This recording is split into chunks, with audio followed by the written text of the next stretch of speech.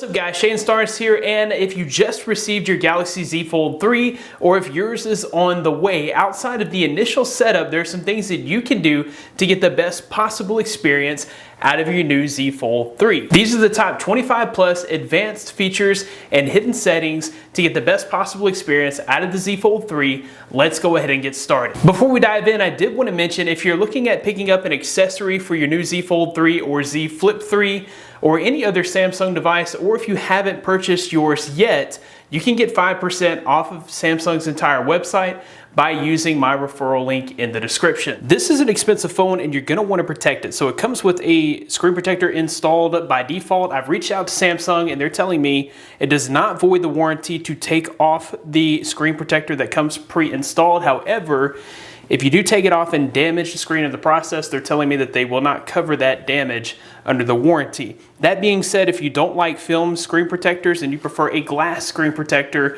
the Dome Silk by Whitestone Dome is the one that I would recommend. It actually has an ultra thin glass layer, shatter resistant layer, flexible layer, and a flexible adhesive. And this applies with a liquid, so you're gonna get full coverage on the adhesive and you don't have to worry about that peeling off. As far as cases are concerned, I do have the official leather case on the phone. I do like this. I prefer this over the case that includes the S Pen holder just because you can fold that back and it's not as clunky. I would probably recommend for a protective case the Thin Flex from OtterBox. This has been drop tested and it's going to give you some drop protection with your expensive Fold 3. I will include links to both of these in the description so you can pick one up for yourself. Neither of these are sponsored. I just recommend the Dome Silk and the OtterBox Thin Flex. So for me, the reason that you would grab the Z Fold 3 over like a Z Flip 3 or even a Note phone is the productivity features and especially the multitasking. So one of the first things that you're going to want to do is enable the panel, the Edge panel. You'll go into settings, display, and then scroll down to Edge panels and enable that. You do have a few settings here for Edge panels. My favorite is the apps, and I'm going to show you why right now. So if we open up the Edge panel, you see that we do have some various applications there, and this really enables you to easily launch a multi-view. So I can drag and drop an application onto the screen. All right, so say I want to kind of like watch the market while I'm talking to friends in social media. So I'll grab my Facebook application here and open up another window. You can even open up a third window. So maybe I want to watch some YouTube while I'm working on the market and talking to friends.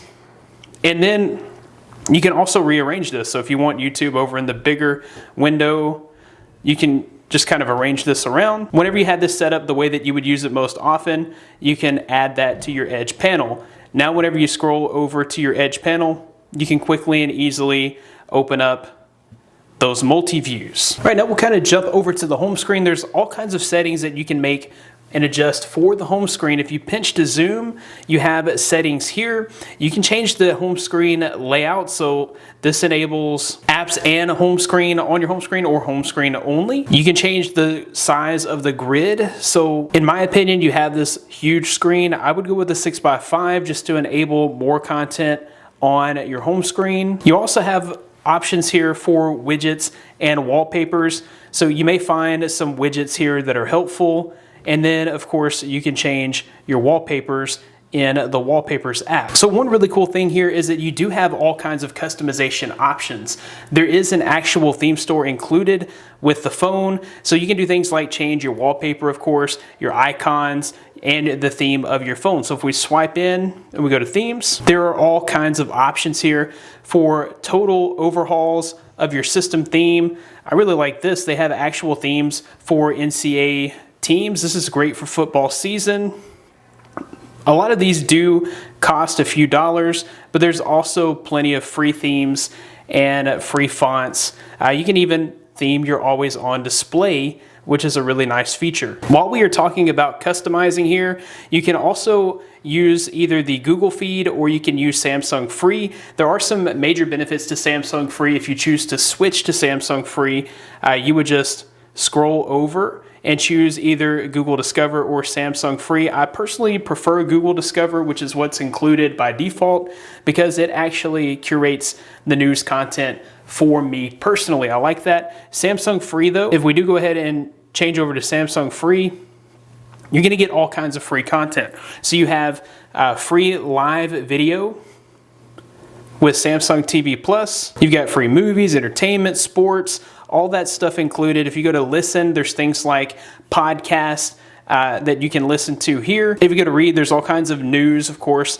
that you can read through their news feed. And if you go to play, these are all free games that you can play on your phone without having to download and install them. You can just launch them through Samsung free. So you also probably want to go ahead and set up your cover screen. You're actually going to be using the cover screen most likely, at least 50% of the time. You'll want to set this up probably for all the things that you will need to access quickly when you don't have time to unfold your phone and get the full benefit of the unfolded screen. If you want your cover screen set up to be mirrored on the inside, if you go to settings and cover screen mirroring, you can turn that on and apply. Now the home screen setup from the cover screen will be the same home screen setup on the inside. So you can easily control all of your volume settings simply by pressing on your volume rocker. By default, the volume rocker is going to change the media audio.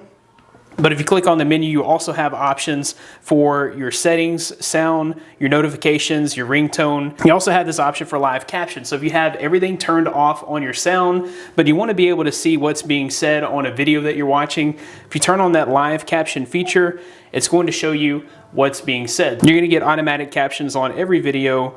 This way you can discreetly watch video without kind of annoying those who are around you. If we do jump back into those volume settings, you can also enable the volume keys for media. This is going to allow you to skip through tracks whenever you're listening to music just by using that volume rocker, which is a pretty great feature if you're driving and you don't really want to have to look over at your screen. You can just simply find the volume rocker and skip through tracks. While we're here in display settings, I actually don't like the navigation bar. I mean, I guess I can see where it can be useful on a bigger display. I'm so used to navigating with gestures. I like to go in there and change that to swipe gestures. So for me, it's easier just to swipe up to go home, to swipe back to go back, or to swipe up and hold for my recents. If you feel like the recommended applications is a little bit cluttered, you can actually go up here to the menu, settings, and turn off the show recommended. And then you'll get just your recent applications. All right, so also in your display settings, you do have a few options for light and dark mode. If you do enable the dark mode, this is definitely going to help save battery. So the way that dark mode works, to display black on this OLED panel, it actually turns the pixel completely off. So whenever you're in your settings or whenever you're on your home screen or anywhere where you can utilize this dark theme, even in most of the applications, you're gonna be saving battery because it's not having to turn on the pixel to show white or other colors. If you go into this dark mode settings, you can even turn this on as scheduled. So if you're doing it more for comfort, you can turn that on at nighttime when the surrounding areas are dark, and use the light mode, which is easier to see during the day. While we are on the subject of dark mode, if you go into your home screen settings by pinching the screen and you go into wallpapers, there is an apply dark mode to wallpaper. So if you don't apply it, you're gonna have a more vibrant wallpaper. If you do apply it, it's going to lower the brightness, which also helps to save battery life. Next up, we're gonna take a look at the lab settings. To get there, you're gonna go to advanced features and then lab. So there's all kinds of different settings here. You do have multi-window for all apps. This is going to further increase that productivity that we talked about because it's going to enable all apps to utilize multi-window and even the picture-in-picture. So if you do scroll down here, you're not going to see a auto screen rotate function. You're actually going to have to do that on an app-by-app basis. So if you go to this labs and auto rotate apps, you can choose which applications that you want to auto rotate. So probably most of the time you're going to be holding your phone in portrait mode, but if you ever do turn it to landscape mode, and unless you enable the auto rotate function, here it's not going to go over into landscape mode. So what you'll want to do here is go to match phone's orientation, and then you can choose which apps to rotate when they're being shown on the main screen. So if we go over here and enable Chrome, now if I open up an application and I rotate my screen, you'll notice that you get an option to rotate the content with your screen. So one thing that you're gonna run into an awful lot on the Fold 3 is the aspect ratio. So with this Instagram, for instance, it doesn't fill up the screen with the original aspect ratio. If we jump back into the lab setting, there's an option here for customize app aspect ratio. So now if we go down to Instagram and we go to full screen, whenever we open up the Instagram application, it's going to open up in full screen. Now, in some instances, this is going to look better. So it's going to fill up the screen. You're going to get more content in the screen. The stories still default to the smaller aspect ratio.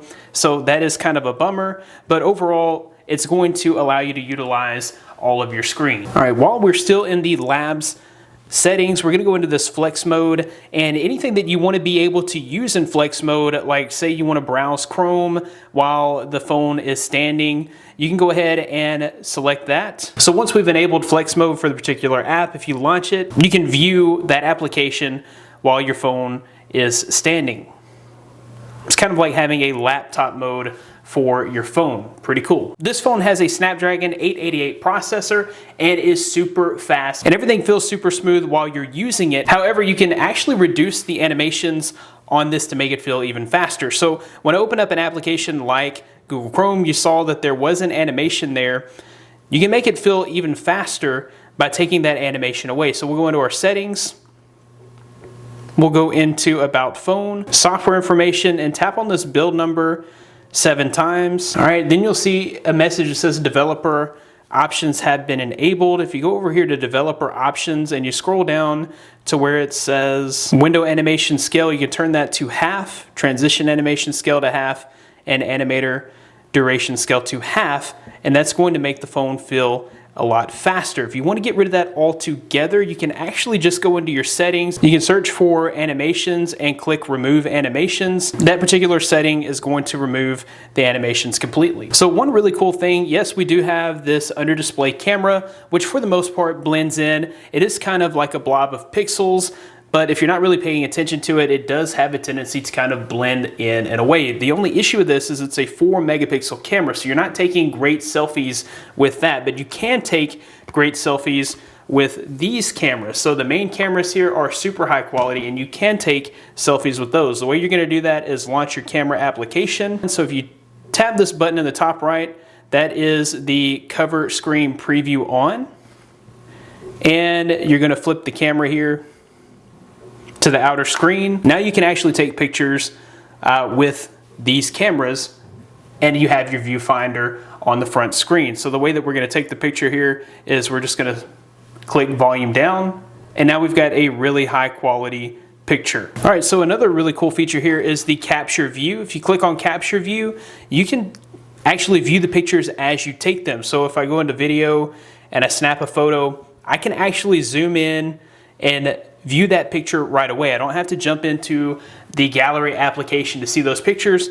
I can see them instantly right there. So that's another really cool use for this huge display. So in my opinion, one of the most annoying things about the way that this comes set up by default is if you press and hold the power button, it's going to launch Bixby. I personally don't use Bixby a lot, so I always like to go in there and change that to the power menu. If we go into our settings and we go into advanced features, and you go into the side key, you can change the press and hold for the power off menu. So now if I press and hold that, I'm gonna get the power off menu, so I can easily power down the phone or reboot it or put it in emergency mode. There's also options here for double pressing the power button. So if you do still wanna be able to open Bixby by using the power button, you can use the double click to open, or you can set that to open up any application. I prefer to leave that as a quick launch for the camera. While we're in the advanced features here, there is a one-handed mode. This is a huge phone, and you probably will always be using this with 2 hands because it's more like a tablet. But if you do choose one-handed mode and you swipe down, that's going to put this in a more manageable one-handed mode. So now if I swipe down from the center, I can either do that on the right side or the left side, and then just double tap on the screen to get out of that mode. If we swipe down on the left, you get that one-handed mode on the left side. It just makes it much easier to pick it up and use it one-handed. Next up, we'll go ahead and make some changes to the notification panel. One thing that's great by default, if you swipe down anywhere on the screen, you're gonna get your notification panel. If you swipe down twice, you can get your brightness slider and your quick toggles. If you swipe down from the top with 2 fingers, you can also get the brightness slider and the toggles. One thing that I always like to do here is bring up my settings and go to my panel layout, and I like to enable the show brightness control above notifications. When you do that, just swiping down, you can get to your brightness slider.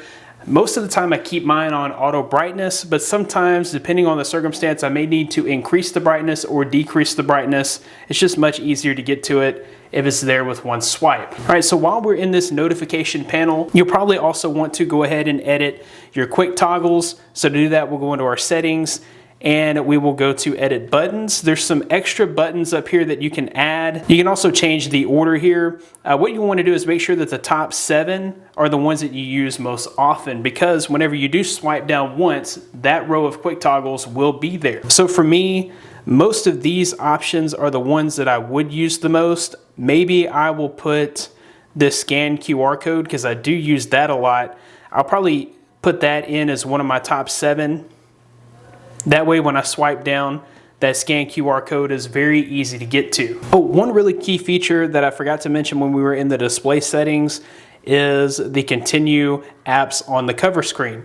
So this is really great because if you have your fold open and say you're in the Chrome app and you want to be able to continue to utilize that when you close the screen, we'll open up Chrome, close the screen, and it's going to open up on the cover, which is great because by default, whenever you close it, it's going to lock down the screen. But the ones that you're going to use from screen to screen, you might want to enable that function in the display settings. All right, so we'll go ahead and jump into our lock screen settings. You're going to want to make sure that you do go ahead and set up all of your lock screen settings. You can change your type. You can also choose whether or not to display notifications or shortcuts, and you can change your widgets. Probably more important than the lock screen settings would be the always on display settings.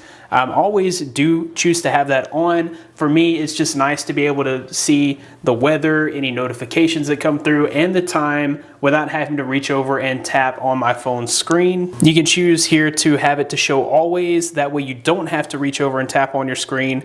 You can also choose to show music information. You can choose whether or not to have auto brightness enabled. You can also choose a schedule. So if you know that you're not going to be using your always on display at night while you're sleeping, or if that light from the display would interrupt your sleeping pattern, you can choose to have this turn off at night when you would ordinarily be sleeping. Let me know in the comments, what are your favorite features that we've covered? Maybe there's something that I missed. Let me know in the comments below what you're going to use most often. For me, that multi-window function is going to be what I use most often, and the ability to just kind of swipe over and launch that multi-window is a game changer. I really like that feature. Let me know what is your favorite feature in the comments below. That about wraps it up for this video. Thanks guys for watching. Be blessed. I'll see you in the next one.